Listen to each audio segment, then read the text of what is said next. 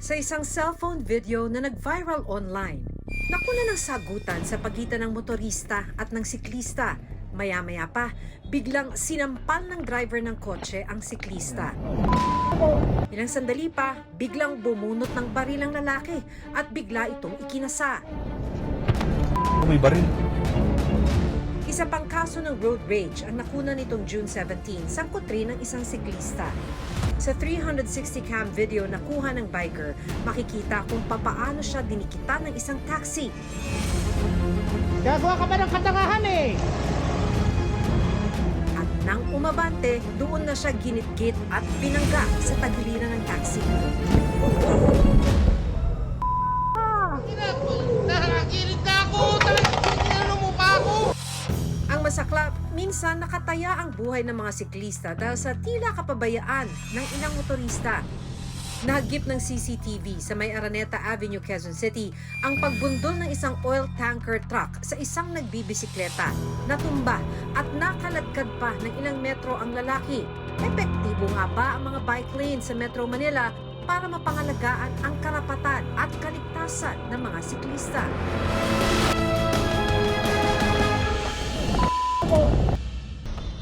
Sa kuha ng CCTV camera sa may Quezon Avenue, Quezon City noong August 8, makikita ang pagpasok sa bike lane ng isang pulang kotse, kaya tila nawala ng daan ang isang siklista. Maya-maya pa, lumapit ang nakabisikleta at tinapik ang kotse. Makikitang dito na bumaba ang driver ng kotse. Ang sunod na pangyayari, nakunan na ng cellphone video ng isang motorista. Ayan o, ayan o. Sa viral video, nakunan ang pananampal, pagbunot ng baril at pagkasa ng baril ng driver ng kotse habang nakikipagtalo sa siklista. May baril. Nakarating sa kaalaman ni Attorney Raymond Fortun ang insidente. For me, that was such a shocking thing. Talagang dinamdam ko yun kasi siklista ako eh. And for something like that to happen, pwedeng mangyari din sa akin. Pwedeng mangyari din sa anak ko, who is also into cycling. Hindi nagtagal, kinilala ang driver ng pulang kotse na si Willie Gonzalez. Sabi ni Attorney Fortun, gusto sana niyang tulungang magsampa ng kaso ang siklista. Ang problema, nalaman niyang nagkaroon na pala ng areglo ang dalawang panig. Probably attempted homicide. Merong slander by deed, yung dahil ng binatukan. Yung grave threats, yung pagkasa ng barel. Nagkaroon pala ng kaayusan na, nagka-settle na yan. Sabi ko, anong klaseng kaayusan yan? For a cyclist, no? Ikaw na yung binatukan, ikaw na yung kinasahan ng barel, tapos ikaw pa yung magbabayad ng 500 pesos. Napaka-unfair. Sa isang press ko ni Gonzalez noong August 27, kasama si QCPD Chief Police Brigadier General Nicolas Torre III, iginiit niya na nagkaayos na sila ng siklista at isinorender rin daw niya ang kanyang baril sa police station. Pagkatapos ng konfrontasyon na nakita niyo sa viral video, ako at ang aking siklista ay pumunta kami sa police station kung saan kami ay nagkausap, nagkapatawaran at nagkasundong kalimutan ang nangyari. Nitong Martes, naghain ng alarm and scandal complaint ang QCPD laban kay Gonzalez. Ang pagbunot sa publiko ng baril na yon, pagkasa sa harap ng isang tao na nakikita ng maraming tao na nasa Quezon Avenue ay alarm and scandal. Dagdag pa ni Attorney Fortun, dahil na rin sa reaksyon ng publiko sa nangyaring road rage, kabi-kabilang naging aksyon ng iba't ibang ahensya ng gobyerno. Firearms and Explosives Office, I think on the same day, revoked all of his gun licenses. The following day, the LTO ni Vigor Mendoza went ahead and suspended his license for 90 days. And that apparently, itong vehicle na to was not registered for 2023 and yet ginagamit noong August 8, 2023. And the Supreme Court made the decision to terminate his services. Ayan o. Plano rin daw pag-usapan sa Senado at Kongreso ang nangyari. Pinag-aaralan ngayon ni Attorney Fortun ang mga isasampa nilang kaso laban kay Gonzalez. Mahalaga raw ito para hindi na maulit ang ganitong insidente at maprotektahan din ang mga siklista sa kalsada. May baril.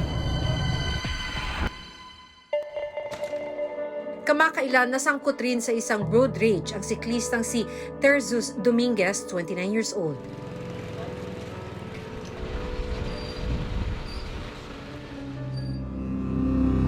Hating gabi ng June 17 ngayong taon nang banggain siya ng isang taxi sa kahabaan ng JP Rizal sa Mandaluyong City. Sa 360 cam video na kuha ni Zeus, makikita kung papaano siya dinikitan ng isang taxi. Gagawa ka ba ng katangahan eh? Nang umabante, doon na siya ginitgit at binangga sa tagiliran ng taxi.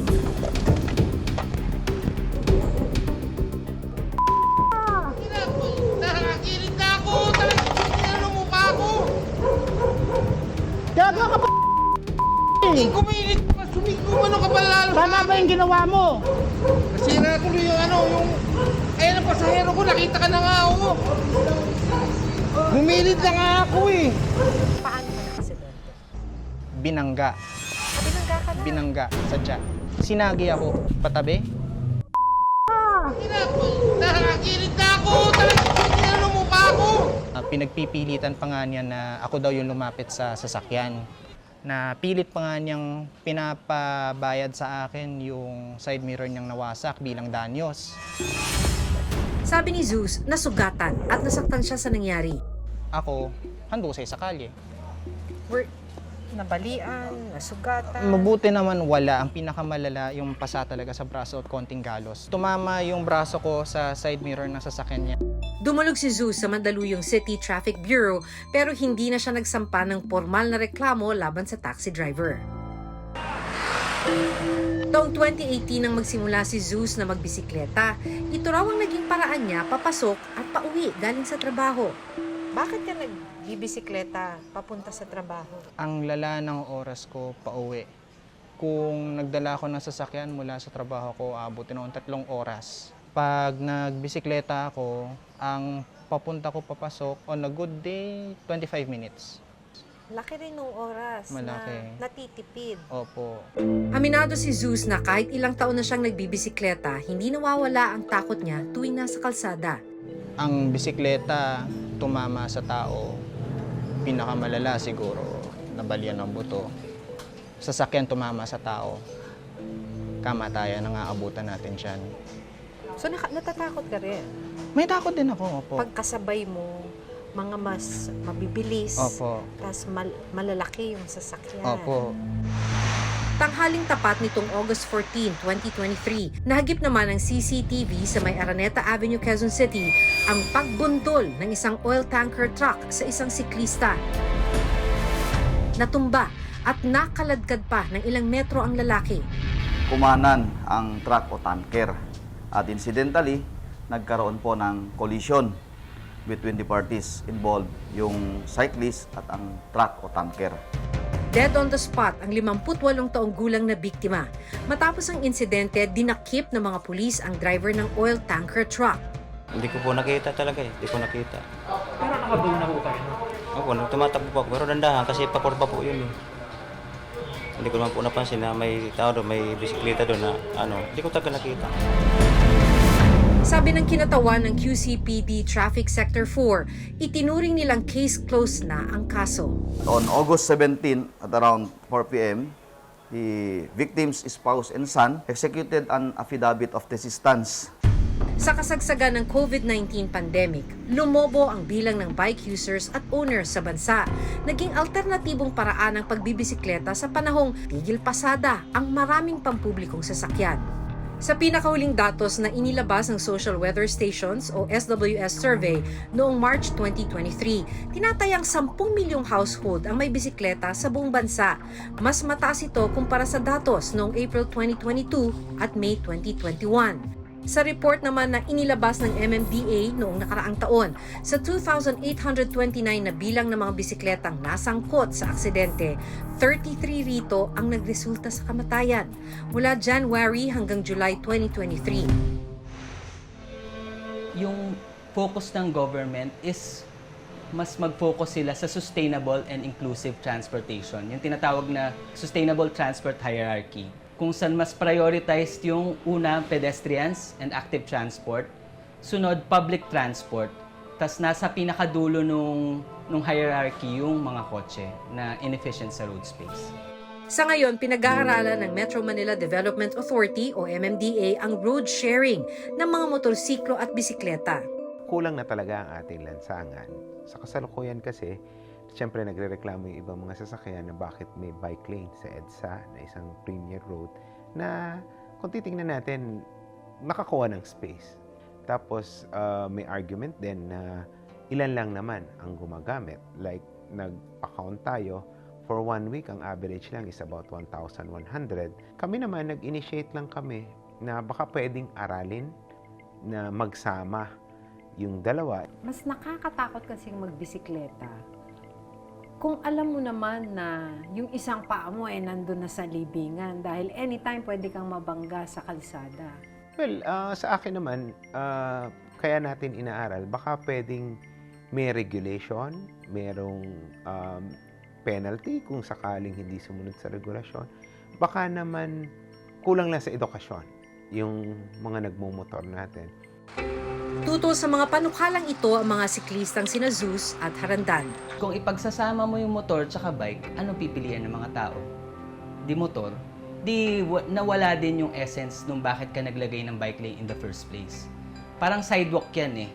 It's meant to protect vulnerable road users from motor vehicles. Kasi delikado yung motor vehicles. Pwede natin gawing mas accessible sa mga tao kapag binigyan natin ng maayos na infrastructure, may linya, may bike lane na nakabukod sa mga sasakyan, na maayos ang protection, na hindi elevated. Kailangan ko po bigyan din na hindi po elevated at hindi shared.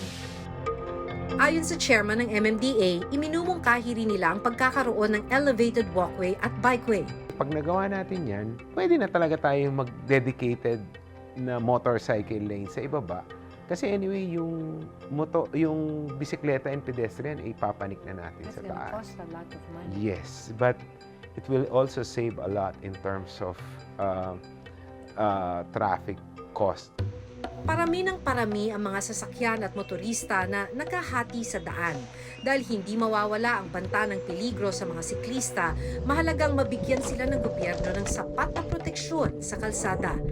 Proteksyon laban sa mga aksidente at proteksyon laban sa mga mapang-abuso at mapagsamantala.